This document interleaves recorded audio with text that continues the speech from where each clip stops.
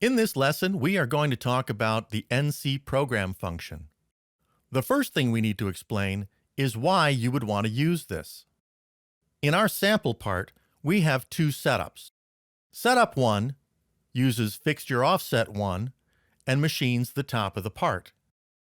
Setup 2 uses fixture offset 2 and machines the bottom of the part.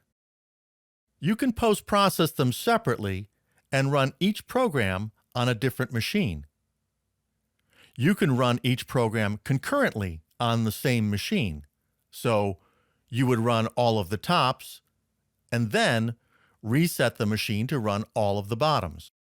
But sometimes you want to run the machine with two fixtures, machining the tops on one side of the table and machining the bottoms on the other side of the table. This can be more efficient if both sides are using the same tooling. If I can rough part 1 and then rough part 2 without changing the tool, I can reduce the overall cycle time.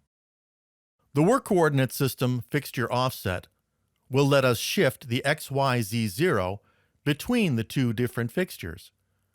We just need a way to organize the order of outputting the toolpaths for the best efficiency. That's what NC program is for.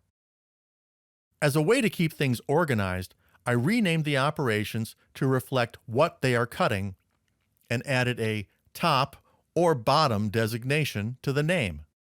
You will see why this is useful in a minute. The NC program icon is located in the Setup toolbar group. Let's select it now. The NC program dialog has two tabs.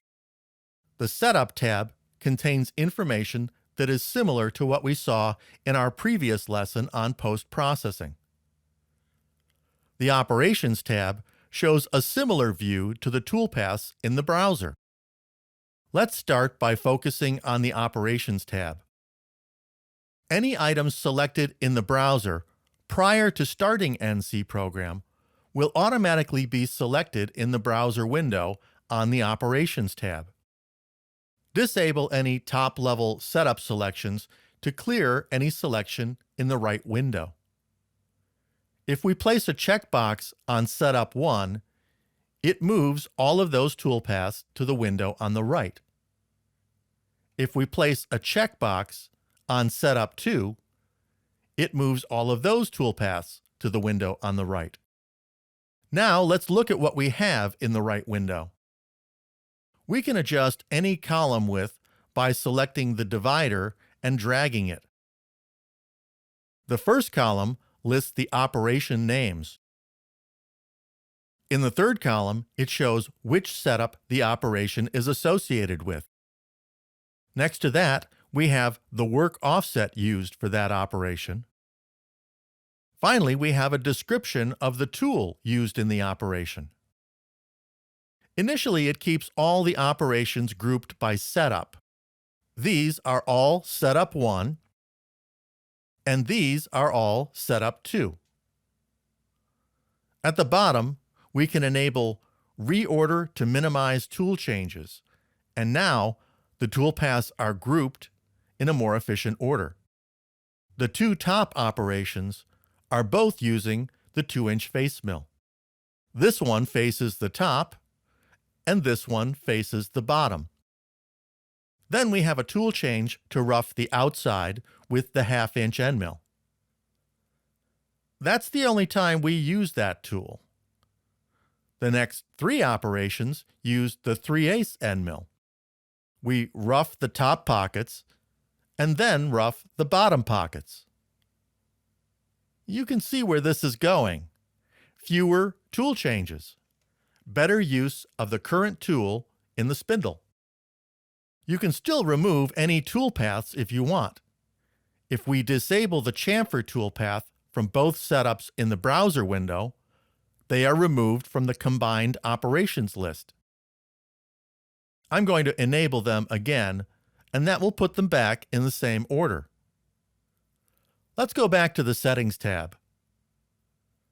Again, these are similar to the post-processor settings. Let's give it a new program name. Let's use 1003. For the comment, let's say Combined Intro to 2D Machining. For the output folder, I have a folder on my desktop called CAD/CAM Files NC that I'm going to select. You can select any folder that's convenient for you. There is a choice to Open NC File in Editor.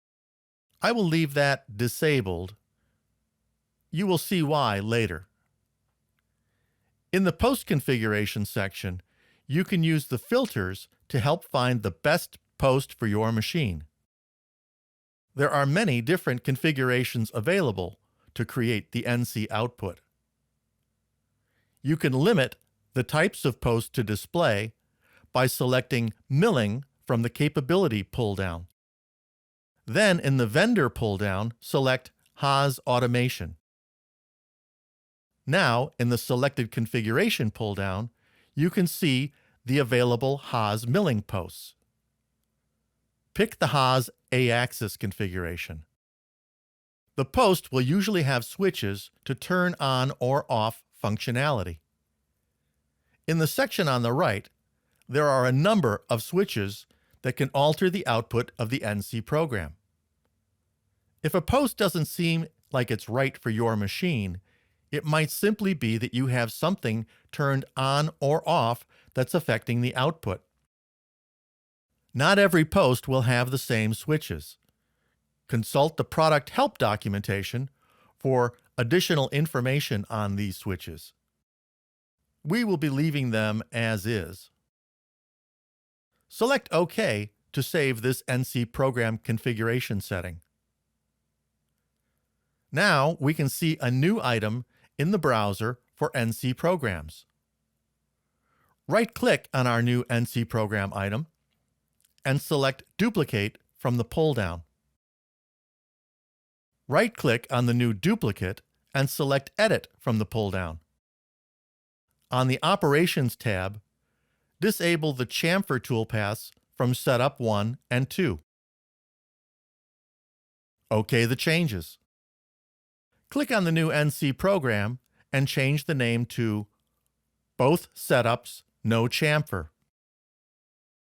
Click on the first NC program and change it to Both Setups Complete. You can create multiple NC program configurations to accommodate different output requirements. These might be for different NC machines with capabilities that would exclude certain operations. If your machine did not have rigid tapping capability, you could create an NC program operation that eliminates any tapping operations.